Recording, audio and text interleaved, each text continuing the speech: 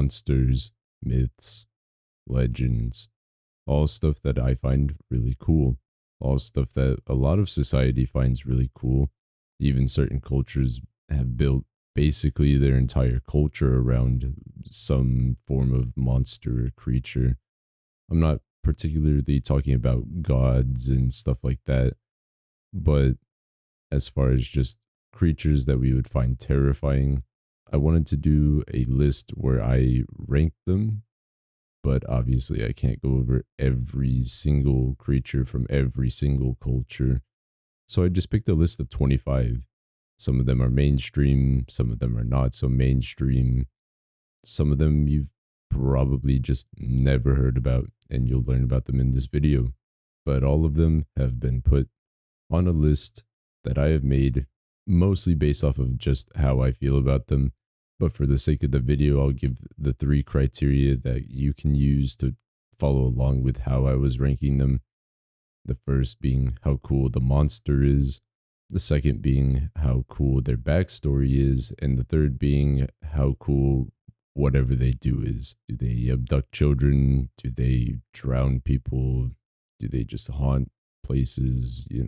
That kind of stuff. But a lot of it isn't just that. A lot of it is also I have certain gripes with certain monsters, which you'll find out in our number 25 spot.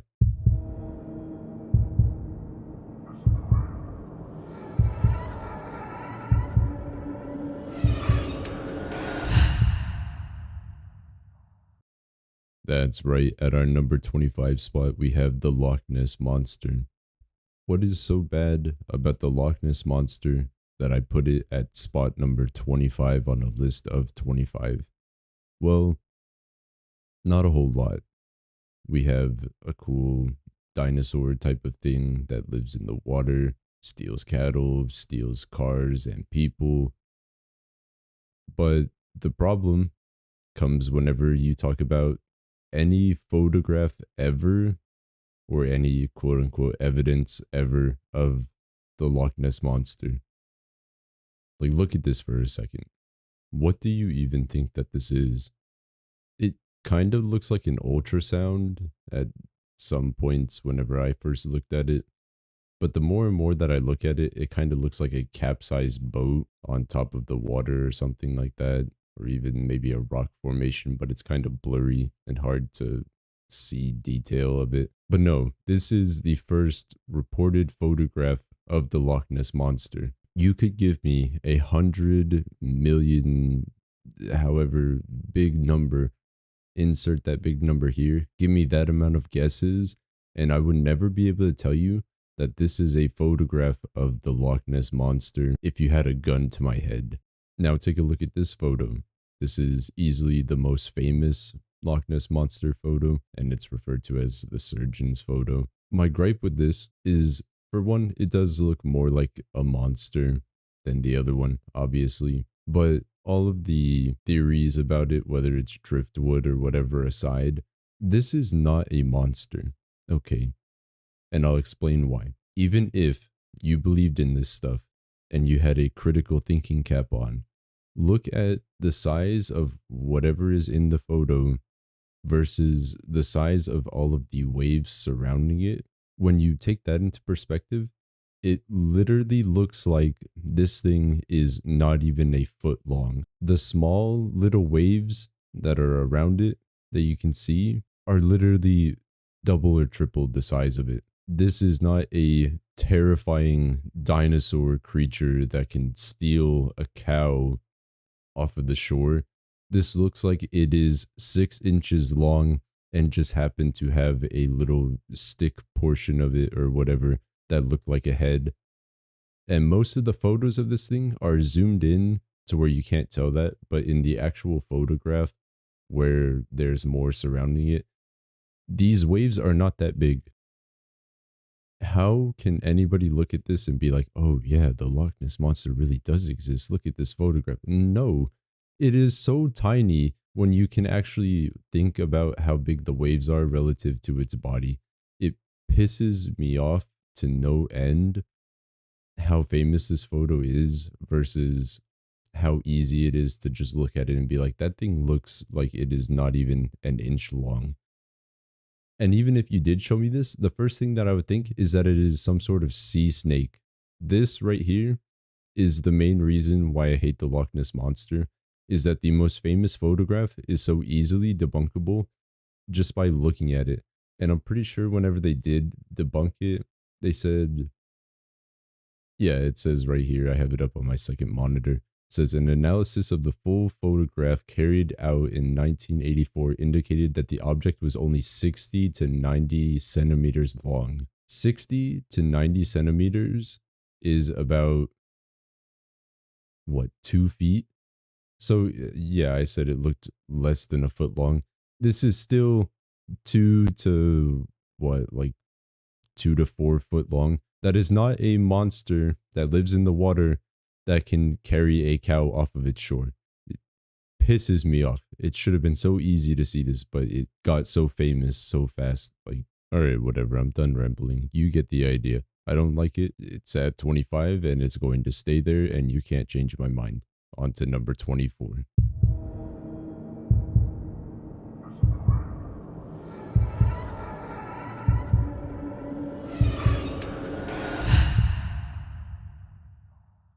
At number 24, we have the kappa, a turtle like creature from Japanese folklore. It dwells in waters. It's another water creature, but I don't have the same gripe with it that I do the Loch Ness monster. This one's actually pretty cool. It's supposed to be more of like a deterrent type of thing, keep kids from swimming in the water, whatever. But my problems with it kind of just stem from how goofy it is, and almost nothing more to it that makes me hate it really bad. But here, I will give you the prime example of what makes this creature so goofy in how it comes across. I just think this is funny actually. This image right here, I found this on Wikipedia for the Kappa, so the Kappa's Wikipedia page if you want to go look at it. But this is described as defense against Kappa, repelled with flatulence. It's a person who is farting in the face of this supposed dangerous child drowning creature. It's just so funny that this is an actual photo on their actual Wikipedia page for the Kappa. You just repel it by farting in its face and it leaves you alone. I think that is enough said about the Kappa. It's sitting at 24. I don't hate it, but it's just too funny for me to put it any higher. I can't take it. I just can't take it seriously whatsoever. So it's just going to sit here at 24, and we'll move on to number 23.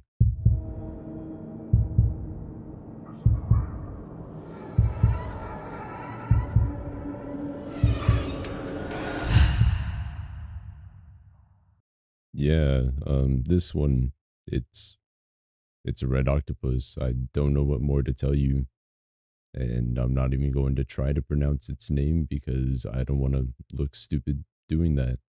That's probably going to be a reoccurring theme where I'm not going to pronounce anything, and you can try and pronounce it, but I won't because I'll just look dumb doing so. I don't know how to say it, and so I'm just not going to. But at the end of the day, this thing is a giant red octopus. It has some cool background stuff to it, but I don't think that it's cool enough to overlook the fact that it is literally just a red octopus. So on to number 22, I guess. Akura Akura Kamu? Akura Akura Kami. Akura. This thing is stupid. Hold on. I'm just looking up a pronunciation of this. How to pronounce. Uh, okay, whatever. The pronunciation of is roughly at Atskora Kamoy. Atskora Kamoy? No, wait.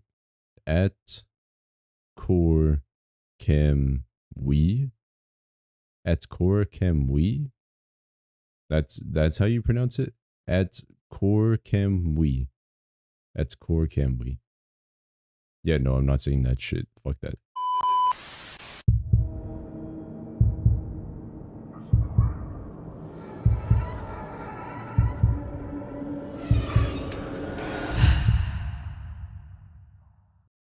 At our number 22 spot, we have the Mogwai or Mogwai. I'm pretty sure it's pronounced Mogwai, but I've seen it pronounced Mogwai, but I digress. It is a mischievous Chinese folklore spirit. It's basically just inspired by evil beings and cultural taboos, is what I have read. And it's got a lot of other cool attributes to it. I don't think that it is deserving of being this low on the list, if I'm being honest with you. But I have a gripe with it, like I have had a gripe with a lot of the lower tier monsters on this list. And that is every time I try to do research for this and look up the Mogwai, I get this fucking thing. You know, I like this movie. This movie's pretty cool, but I'm not looking for this thing. I am looking for the actual Mogwai lore, but all I get is this fucking thing from the fucking movie that most people probably know it for anyways, but still, it's like I cannot do my research on this thing without having to see this fucking furry thing pop up on my screen. And for that reason and that reason alone, it will be at number 22, and we'll move on to number 21.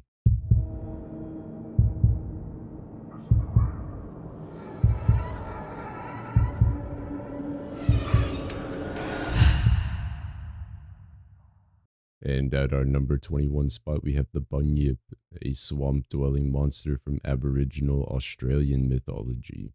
It is described as a swamp dwelling creature with dog faces or flippers, which it is again another water monster. And I don't mind water monsters. I think you can do a lot with stuff like oceans and rivers and make them really cool. But the problem that I have is with the depictions of it. Some of them make it look like it's just an actual animal that we know. Like some look like Black Panthers, and some just look like this one looks like a saber-toothed tiger that is on more drugs than anybody has ever been on in its life. And then some just make it look like a straight up alien. Like I don't even know how all of these I don't know how all of these are correlated to the same monster. It's like it has an identity crisis or something. And then the one that I used is probably my favorite. And so I use that for the intro portion. But this is what I would imagine that it looked like, more along the lines of this thing, as opposed to the other ones that I showed you. It also doesn't really do much as far as I can tell. It seems more like just another creature, but it lives in the water. And one other thing that brings it down for me a little bit is that the roar that it emits is stated that it was possibly misconstrued by bullfrog calls. And to me, it's just like, if this thing is so fearsome and its roar is so fearsome that it can be confused with bullfrog calls, I don't know how fearsome this creature is, but either way, that's about all that I have as far as gripes with it. It's at number 21, and we're gonna move on to number 20.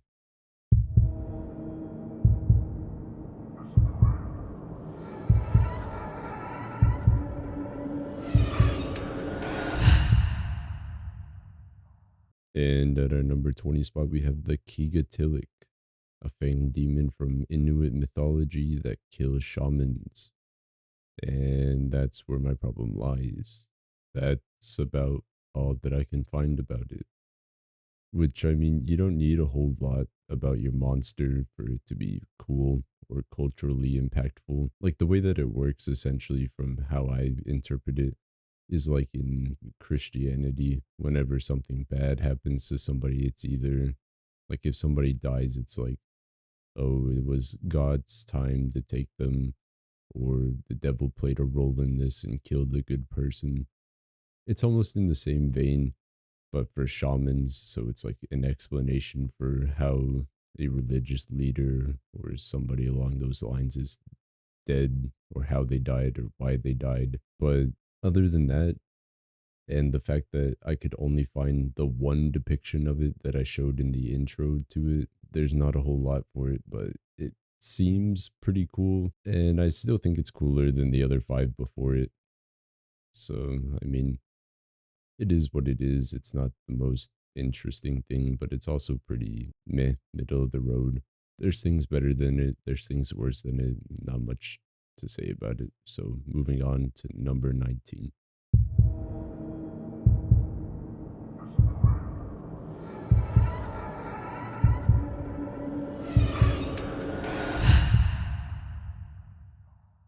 And at number 19, we have the Hinderigami, or Hanba, a drought demon from Japanese and Chinese folklore, which, as stated, is said to be a demon that's kind of like a blame it on me type of demon, where it's like you have really bad droughts, and so you have to have something to blame it on, whether it be a god or a demon. And in this case, it's the Hanba. And I'm not diametrically opposed to blame it on me spirits, as I'm going to call them. But in the same vein, it's kind of lame. And for that reason, I'm also just going to shove number 18 in here.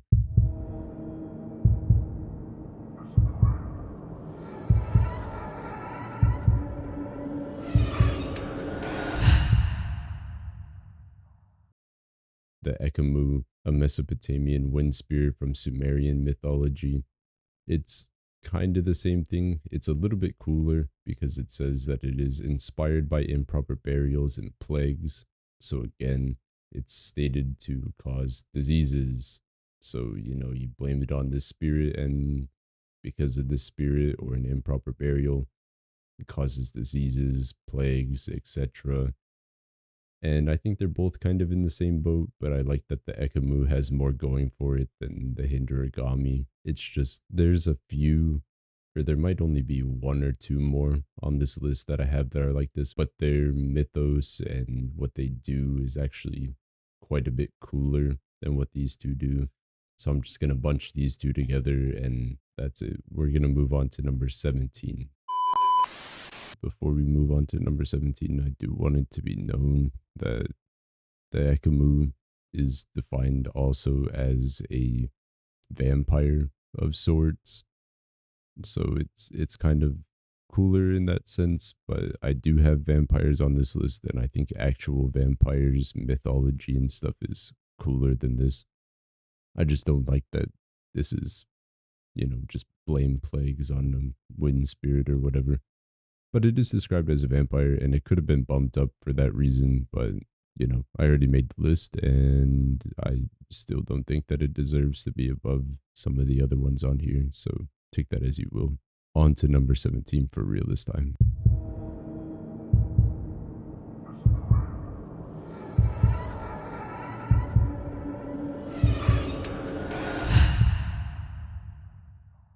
And in our number 17 spot, we have the Jinn, a supernatural being from Middle Eastern and Islamic folklore. In ancient Arabian religion, jinns were associated with desert mirages, sandstorms, whirlwinds, etc., etc., which is kinda in the same vein as the last two. It's also said to cause illnesses and possessions. But the reason that I put it above this is because I like the concept of desert mirages and stuff, like people hallucinating and seeing stuff and then blaming it on a jinn or whatever, because that could actually be like something reasonable.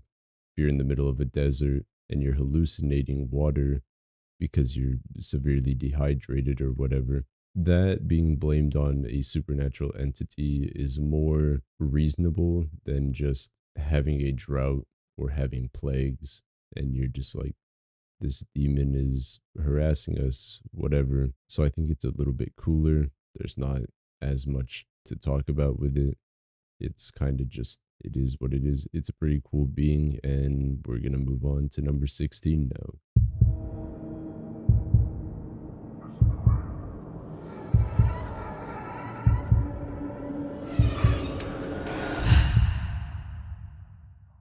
And in our number 16 spot, we have the Cadejo, which is actually a set of two spectral dogs, one being white and the other being black.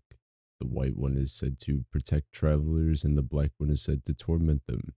Both are described as having red eyes and goat hooves. The reason that it is pretty low, I mean, it feels like a decent enough creature for me to like it, but also it is just generic enough to where I'm kind of like, just sort of seems like a angels and demons sort of thing, like more of a symbolic type of creature.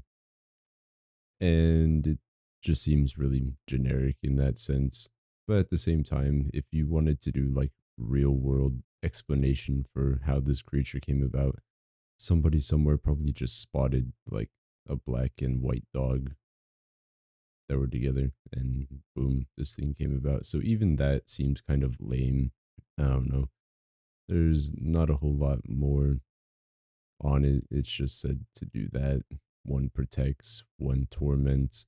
And it's cool in that sense, don't get me wrong, but it is also kind of just a base level generic sort of creature design that I'm on the fence about it, but it'll be like middle of the pack here, and we'll leave it there and move on to number 15.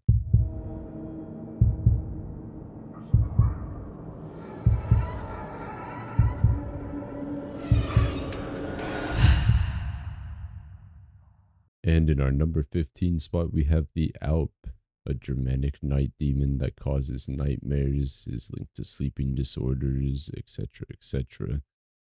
And here is pretty much the turning point of the video.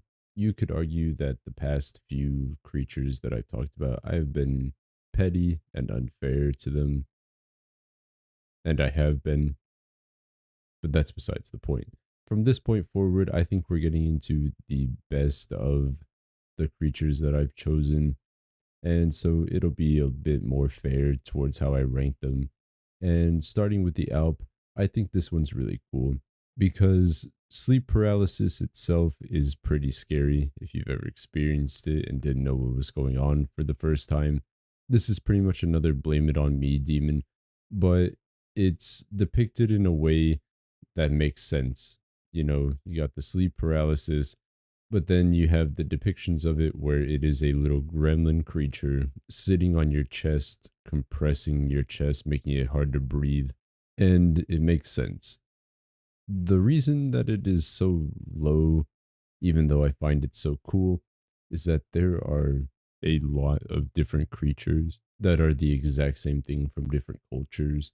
And that's not normally a net negative, but it did make it to where it was hard for me to pick and choose which one to talk about. And maybe that's a nitpick, and I just said that I wouldn't really do that. But I have to nitpick some of the better ones, just not in the hyperbolic way that I did, like the Loch Ness Monster, you know? But as far as how cool it is in general, I feel fine putting it at number 15 and on to number 14.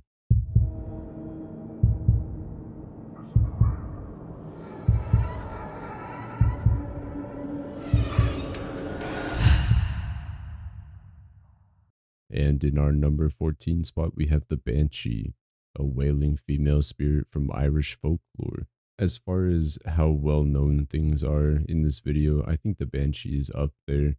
Just the term howling like a banshee, stuff like that. People know it more or less from just the way that it's used in society. They know about the yelling, the wailing, all of that stuff, but it is actually based around professional female mourners hired for funerals in Ireland from about the 16th to 19th century, from what I could find.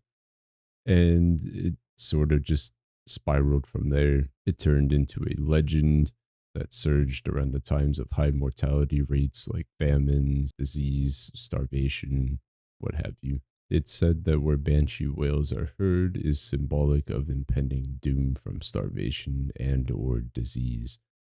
And all of that together, I think is really cool. The only problems that I really have with the banshee and why it's so low is that it's really popular. And again, like I've said before in a lot of these, that's not always a bad thing.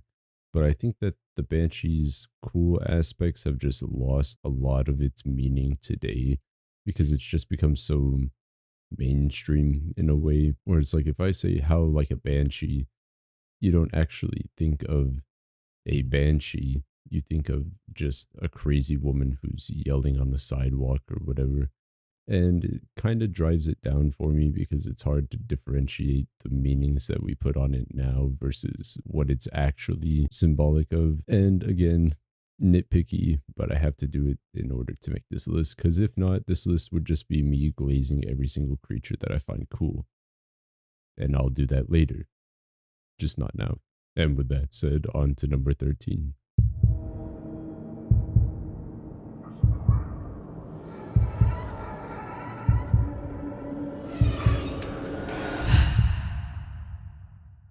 In our number 13 spot, we have something that is also stupid to pronounce, but I don't think that it's hard to pronounce. We have the Och, a shape shifting bull spirit from Basque mythology.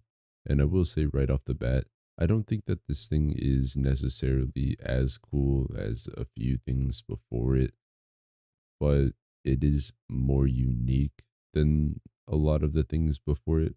First of all, it's not an evil spirit. It's actually said to fight off demons, bad people, and warn the people around it when stuff is going to go wrong so they can stay in their houses. And that is something that we just haven't seen on this list. So I thought it was unique enough to bump it up a few spots. And one of the other cooler aspects of it is that environmental influences include seismic activity in Basque mountains that could have been misinterpreted as the spirit's emergence. That is how you do it. If you want to be a well known entity, you take something like seismic activity, and if your mere presence can be confused with something like that, maybe then you can feel powerful. Like I was talking about with the other one, if you get misinterpreted as a frog noise, I don't know how powerful you are, but if the grounds are shaking, mountains are shaking, and the people are like, oh my gosh, it's the Och, then maybe, you carry some weight somewhere. And I'm not really saying that to discredit the other ones, except for the frog noise one. That's kind of stupid. But if you have a spirit that is here to protect you in your mythology, you do not want it to come walking down the mountain sounding like a frog, and that's it. You want grounds shaking, mountains trembling, and everybody in fear thinking that they've done something wrong and maybe it is going to attack them. That strikes fear into the hearts of people. But at the same time, it's a good spirit. It's only attacking bad people. So that is what bumped it up for me, is just in terms of how much I would want something to protect me. If it emerges and the mere emergence of it is shaking mountains, that's what I want. But enough rambling, on to number 12.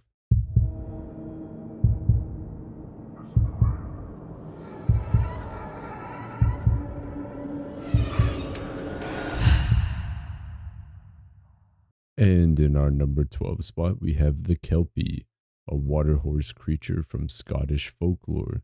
Yes, I used a picture of a woman in the beginning, but that is because it is a shapeshifter. Primarily, it is described as a horse creature, but it also, like I said, shapeshifts. And usually, whenever it does that, it's described as being a woman. One thing that I did find really cool about the Kelpie that was fairly interesting was that the myths of the Kelpie likely stem from horse sacrifices.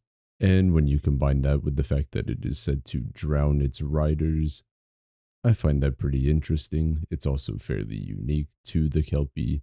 Not a whole lot of vengeful spirits are horses, except for one, but we'll get to him later. On to number 11.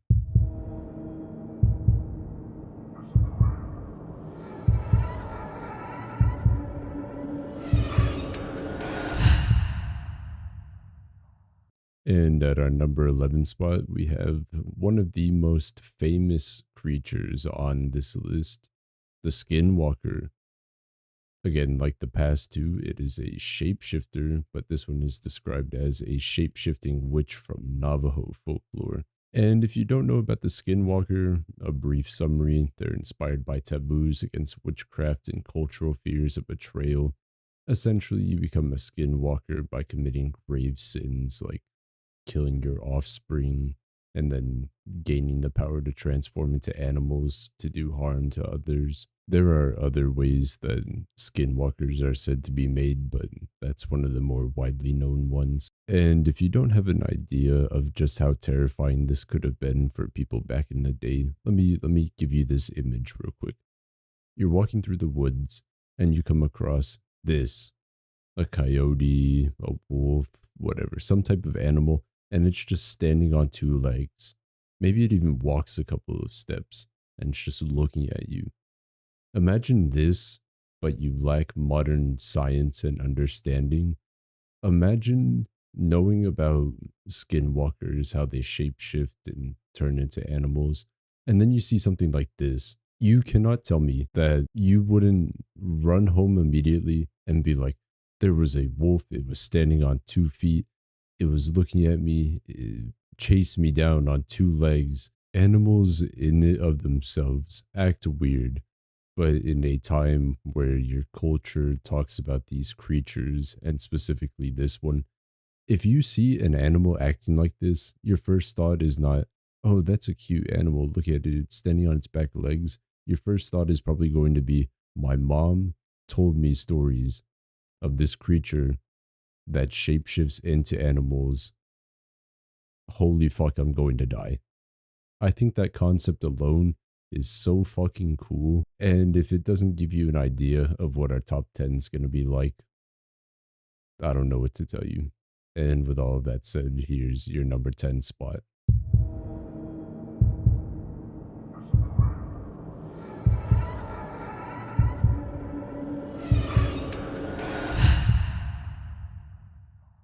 And at our number 10 spot, we have the Asag, a Sumerian demon of disease from Mesopotamian mythology. Now, I know earlier on in the video, I was kind of dogging on spirits that were like, oh, we're going to blame disease on this, we're going to blame famines on this, etc. But this one is pretty cool in how it goes about that.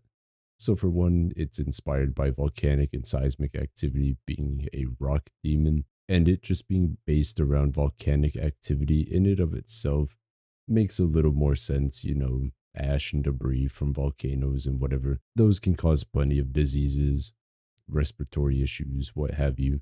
And all of that would have landed it on a way further side of this list, probably back where the other ones were. But one thing that kind of ties it all together is that with the Asag, there are said to be rock minions, quote unquote, which, from what I could tell, were actually what they would blame stuff like gallstones, mineral deposits in the body, or even tonsil stones. They would blame the Asag for that, which I feel like links it in a way to this creature that is so cool that I couldn't get over it while I was trying to make the list. And I knew I wanted it in the top 10 for that point alone. Imagine you have a demon, it's a rock demon, and it's known for causing diseases. Well, now let's say you believe in all of that, but you have a tonsil stone and you cough up a little white, tonsil stone. Instantly, your mind goes to this Asag creature, thinking that it's one of the Asag's rock minions or what have you. That is such a cool tie in to the creature itself that I could just not resist putting it up here. That's such a cool detail for it to have. And yes, maybe it doesn't deserve this top 10 spot, maybe not even over the Skinwalker. The Skinwalker is such a cool creature. It could have easily been top 5, but I have to pick and choose here. And I just thought that for the sake of getting this creature out there, because it doesn't seem as widely known, I feel like just that alone should be enough to push it up here. And that's about all that I have on it. I just thought that the rock minion detail was so fucking cool that I just couldn't resist putting it up here. And with all of that glazing of this creature aside, we'll move on to number 9.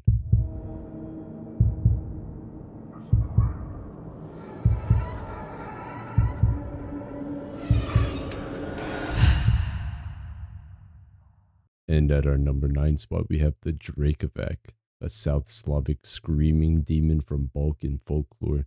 And this thing is so fucking cool. Not only does it look gnarly, but it is said to originate from unbaptized child souls. That is so fucking cool. It's inspired by high infant mortality rates during the 19th and 20th century and is said to mimic the wails and cries of dying babies. It's just a demon of an unbaptized child soul. It reflects on fears of plagues and wars, but even just knowing that this thing existed would have terrified the shit out of me if I was living in that time.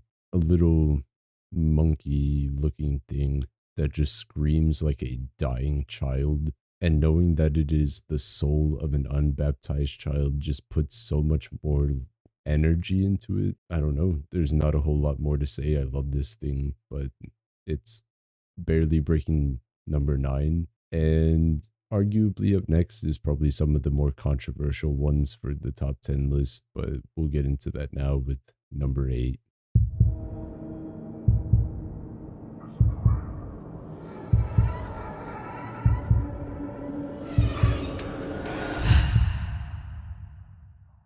Now, number 8 spot is going to zombies. Yes, pretty lame, but I don't want to talk about flesh eating zombies that we see in media all the time, even though that is a big inspiration as to why it's so high, because zombies are so culturally impactful. You can find zombie movies everywhere. You can find zombie video games. They're so rooted into society now that they're just kind of everywhere. But the zombies that I like to focus on are the ones rooted in Haitian voodoo traditions. I don't know if I pronounced that right, but we're going to go with it. They are drawn from real life practices of zombification and historical slavery horrors. The term zombie actually originates from West African languages brought by enslaved people, referring to soulless beings. And that's the type of zombie that I find interesting, the ones rooted in voodoo and all of that type of stuff. It's not necessarily a brain eating monstrous creature that hunts you mindlessly to the ends of the earth. It is a soulless being that usually in historical context was used for slave labor. Even during slavery in the United States, it was said that they would tell stories of zombies or zombification. That way, slaves wouldn't kill themselves because then they would come back as a brainless slave and just work for the rest of their afterlife, which, in terms of historical context, makes them so much more intriguing than the sort of mindless flesh eating thing that we see now, which in and of itself is also pretty cool, but I like the earlier versions of zombies better. For this list specifically, I feel like putting that context in there should help you to see why I put them up so high. And I hope I've convinced you somewhat by just divulging that it deserves to be up here so high. And we're going to move on to number 7 now.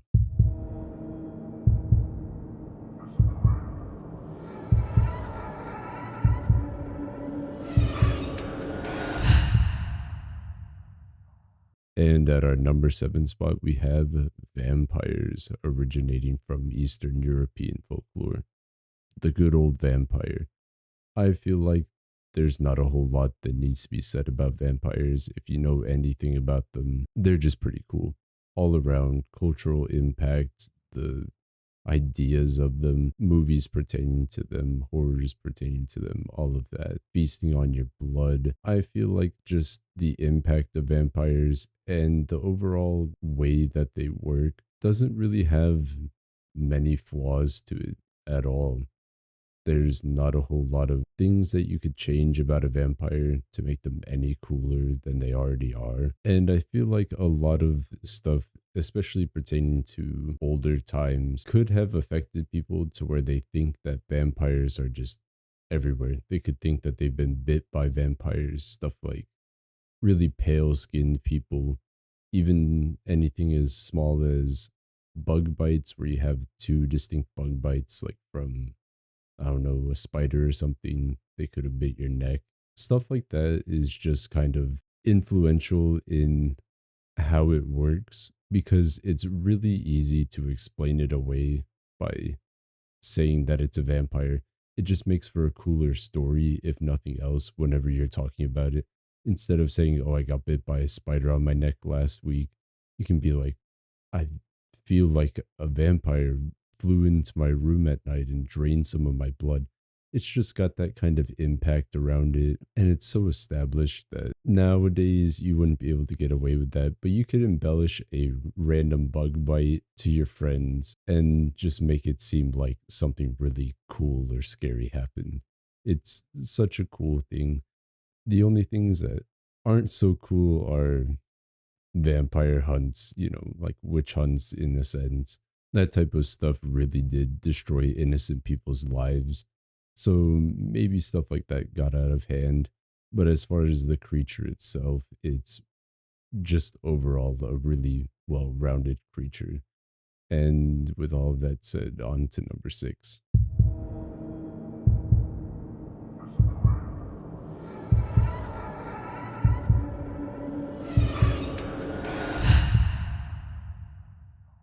At our number six spot, we have the Adlet.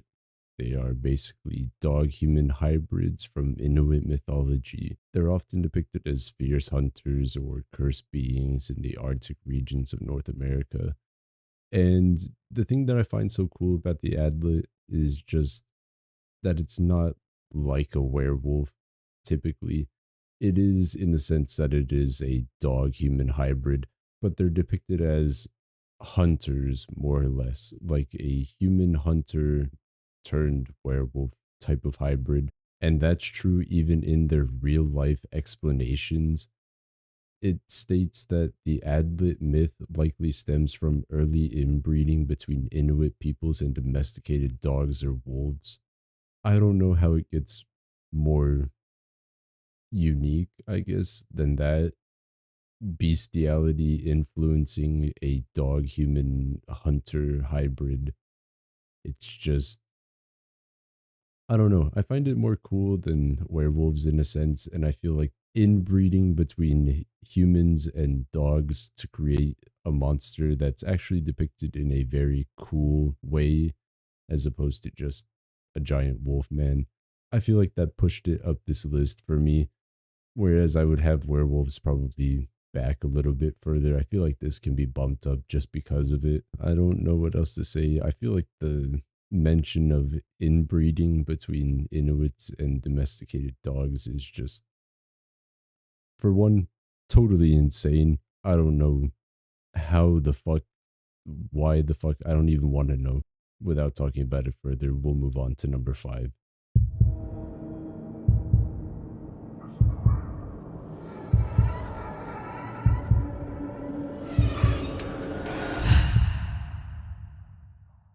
And at our number five spot, we have the Jiangshi, or hopping vampire. If I pronounce that wrong, I'm sorry.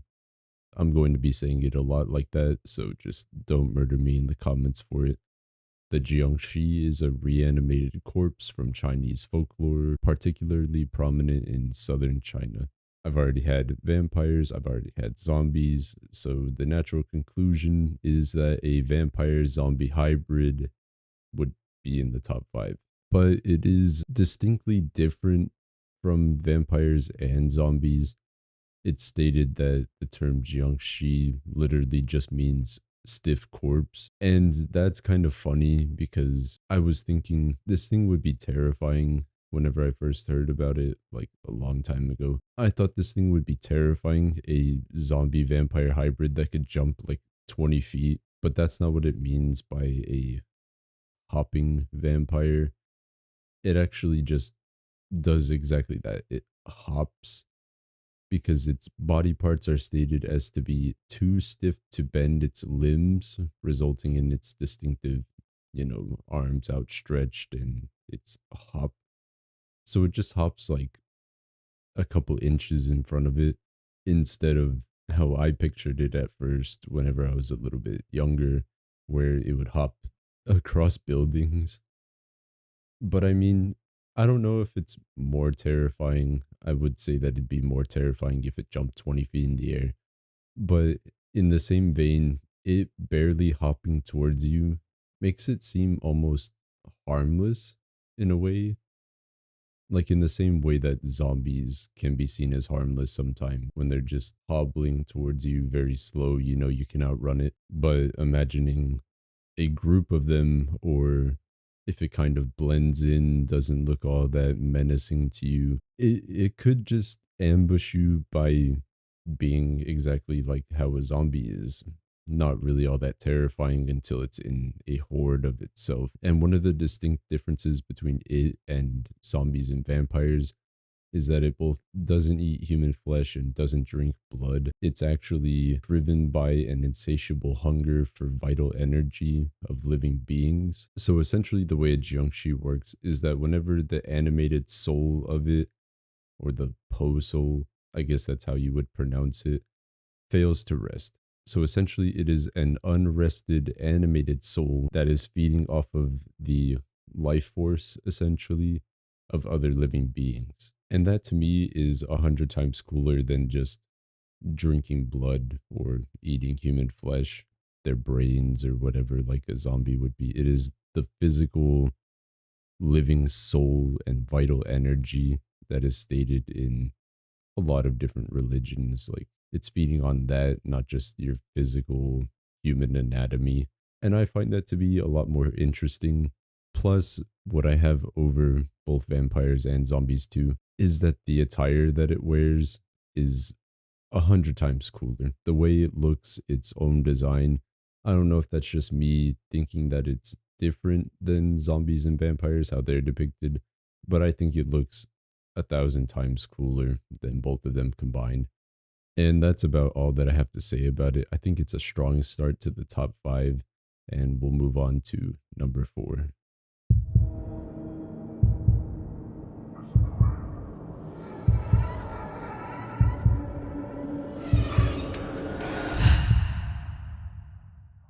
And at our number four spot, we have the Pontianak, a vengeful female ghost from Malaysian and Indonesian folklore.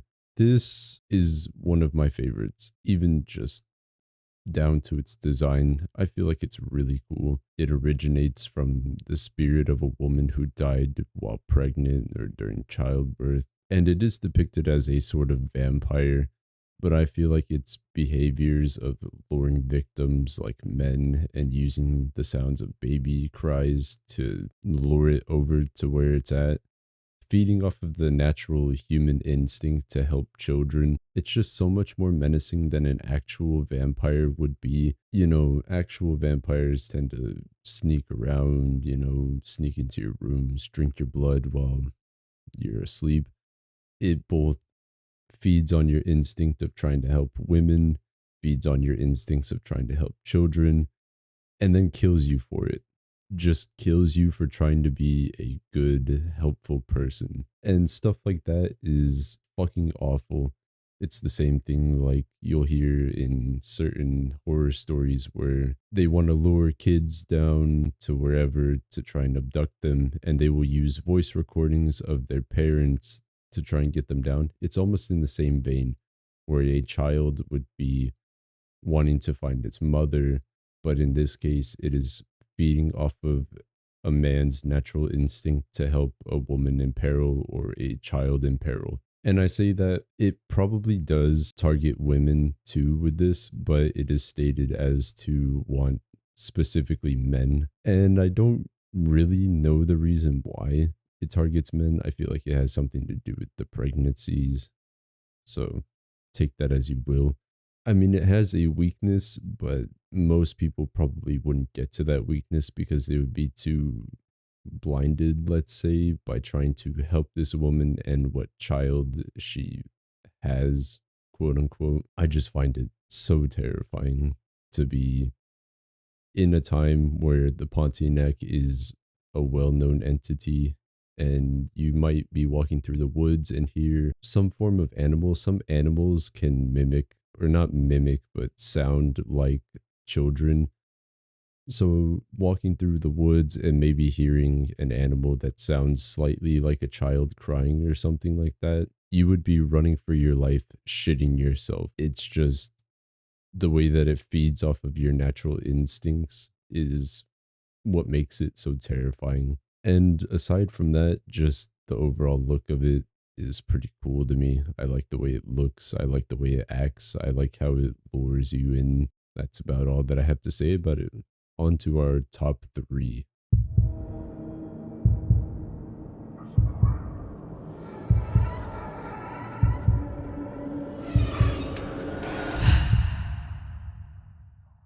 And at our number three spot, we have sirens from Greek mythology, usually known as seductive bird women or just seductive women in general. I think, in terms of how they act, is also just as menacing, if not more menacing, than the Pontian act. For one, the way that it lures you in is obviously their siren call.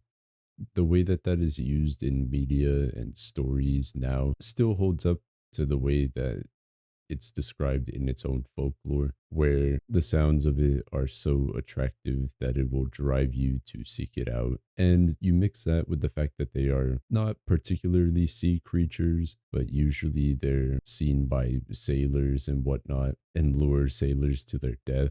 It's so menacing to think that if you are at sea or even lost at sea and you hear a siren call, a sound that is so attractive that you just have to go seek it out, and then it's just a group of women there to eat you, essentially. And even in its real life explanations, where it could have just been auditory hallucinations and visual hallucinations driving sailors to crash into rocks and stuff like that, is so terrifying because the concept of being lost at sea is already horrific enough. There's no land around.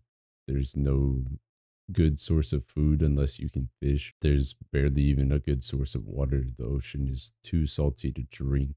And so it will lead to dehydration, scurvy, lack of sleep, all of that stuff. Mix that with isolation and possible hallucinations from just being all of those things at once. It's no wonder that these stories became so popular amongst sailors and fishermen alike, where you have the concept of a creature that specifically targets you. If you are lost at sea, it will target you. If you are in a bad situation at sea, like a storm or whatever, it will target you. It doesn't matter. Just whenever you are out at sea, it kind of stands as a symbol of make sure you are packed, prepared, and have a good mental fortitude. Otherwise, you could just die. And that's pretty nice in terms of how it's grounded in reality for how sea voyages work. If you're not prepared, you die. It's as simple as that.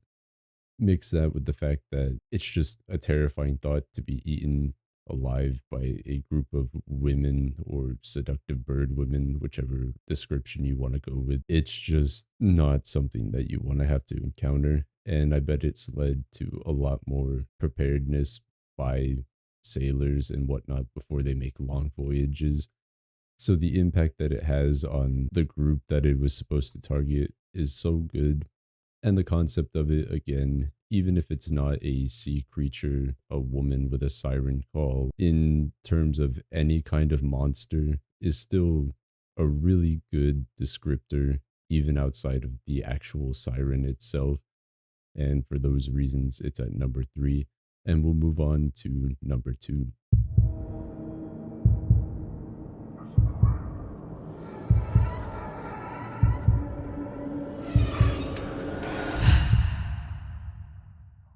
And at our number two spot, we have the Wendigo from indigenous folklore. As far as awesome creatures with awesome concepts that stand up to everything, including its own popularity, the Wendigo is just that representative of cannibalism and greed, inspired by harsh winters where you have to make one of the toughest choices that you would ever have to make in your life of either dying in a brutal storm or eating a fellow crewmate is just so harsh. And the fact that if you were to make that choice and you eat your fellow crewmate, you could just end up becoming a Wendigo itself is so irrationally terrifying that you can't really fault this creature for being so popular. If you put yourself into a case where you're in a harsh winter storm, one of your fellow crewmates is dying, and the rest of you need to survive, you're starving, you're hungry, you're cold, and you have to pick between survival and desecrating and eating the corpse of your fellow crewmate is just so fucking awesome. Not the part where you eat their corpse, but in the context of lore for this thing, it's just so cool that it puts you in a position where you have to make a moral choice versus a survival choice, which can influence you to become a Wendigo. There is just so much that falls under it to where it's no wonder this thing is so terrifying. Even with the way that it works afterwards, you're essentially just a flesh eating monster from that point, where the choice to have eaten your crewmate then consumes you, and now all you want to do is feast on the flesh of humans. It's such a brutal way to become a monster. And not only that, but the monster that you become is just obsessed now with this demand for flesh, kind of in the terms of how a modern zombie would work, but so much cooler. There's not a single bad thing that I can say about the Wendigo. There's not a single fault for the Wendigo that I can think of. And if you do want a really good Wendigo story, I would suggest Algernon Blackwood's The Wendigo. If you want to look more into it, I encourage you to look more into all of these monsters that I've brought up because I'm not going into extreme detail about them. But if you had to pick one, it would be between the Wendigo and our number one spot. But before we get into number one, I do have one honorable mention that I want to get into real quick.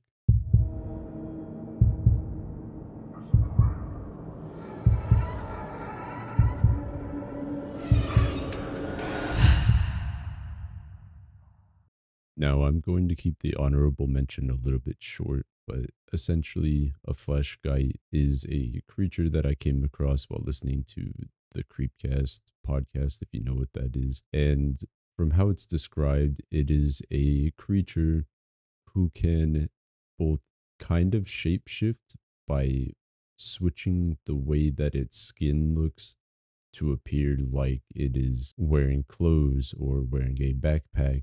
And they tend to look like somebody that you think you know. But the way that it does this is by implanting memories into your head to make you think that a person that you have never met before and would otherwise have no memory of is somebody that you have known for forever. And the concept of that is so cool, and I wanted to put it on this list, but it is not based in mythology.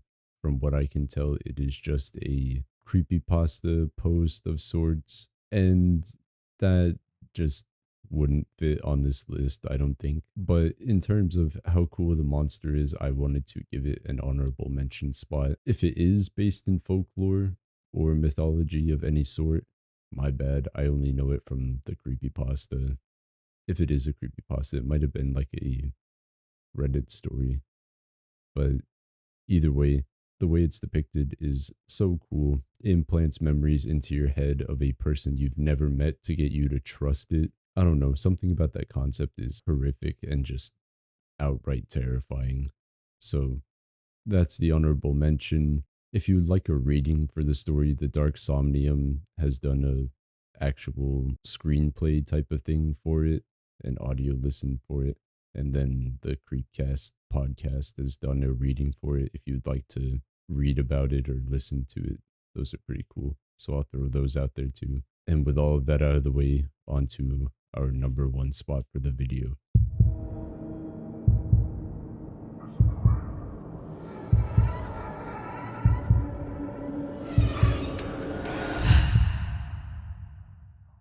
I have waited this entire video for this number one spot just to talk about the Knuckleavi. The Knuckleavi is a malevolent, skinless horseman hybrid from Orcadian folklore, basically Scottish folklore. It is such a cool fucking monster that I cannot talk about it enough. The Knuckleavi is known for causing diseases, drought, devastation. It has poisonous breath and is often depicted as a sea dwelling demon that has to be restrained by the sea during summer months. It is just a full on malevolent being of death, death, destruction, disease, drought, which I have dogged on before.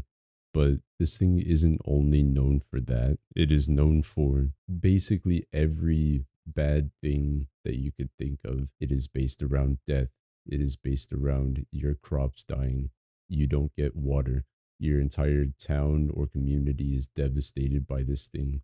And not just that, but the design of the creature is just so fucking cool. You have a skinless man on top of a skinless one eyed horse that emerges from the sea itself to just wreak havoc on everything. It's also described as having arms that hang down from the side of its body and scrape the ground. It's also described that its fingers are all like spears, so it essentially has spears for hands in its descriptions. The poisonous breath that it emits causes crops to fail to grow. Red, fleshy monster that has pulsating muscle tissues and dark blood clots everywhere. It's so fucking awesome just to even conceptualize this creature versus what it does. And in terms of how badass it looks and just the devastation that it causes, you can't get much better than this, in my opinion. I don't think you can.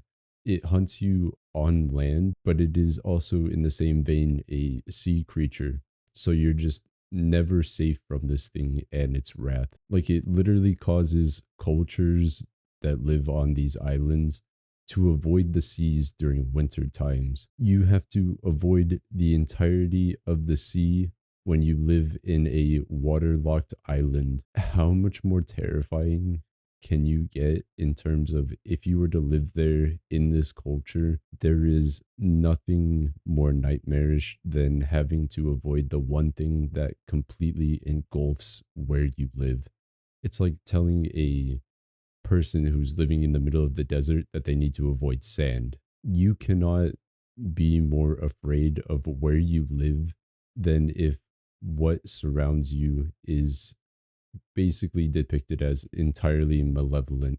You never know where it's at because it's all around you as far as you're concerned. The fear of the ocean just gets amplified by the fact that you have no idea if this creature that has spears for hands, no skin, is mounted on a horse, is just around you at all times.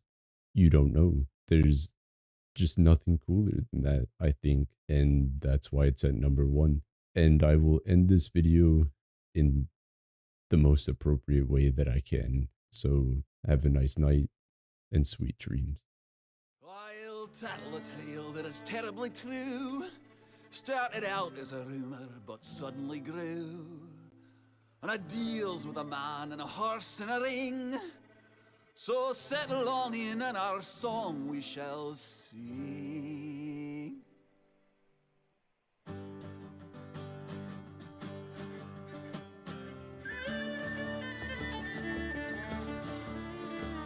It happened one day in a ring by a farm, something that tragically brought us much harm. How could a place abundant with charm create such a beast with a spear for an arm? And death and destruction is what you'll get when he's coming for you, and you kill you a wet and he's big and he's strong. It's quite plain to see that this is the tale of the Knuckleavi. knuckle of thee are big and evil and heinous. Who could it be a set you free? It really must be an anus. Oh, knuckle of thee, it's easy to see in the terror you leave. It's raining on me, the village is burned and the taverns are mist, and the beer's all gone and the elders are pissed. And if they ever should find the fool, hang him upside down by his tool and spin him around until he gets sick. That should do the trick. Hey! Knuckle of thee, oh knuckle of thee, the terror you offer is high class. Who could it be, a set you free? It really must be a dumbass. Knuckle of thee, oh knuckle of thee, the horror you furnish is widespread. Who could it be, a set you free? It really must be an ox head.